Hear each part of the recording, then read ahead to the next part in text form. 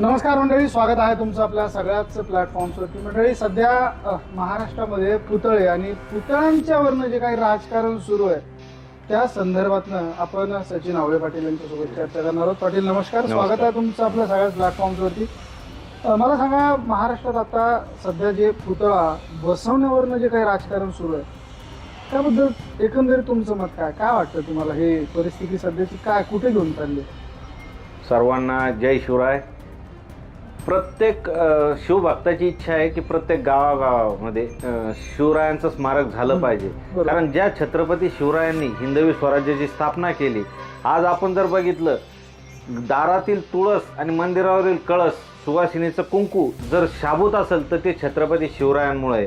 आणि छत्रपती शिवरायांचं स्मारक बघितल्यावर प्रत्येकाला ऊर्जा येते आणि प्रत्येकाला असं वाटतं की आपण गावाच्या वेशीच्या बाहेर जेव्हा गाव चाललोय तर त्यावेळेला शिवरायांचं स्मारक असायला पाहिजे.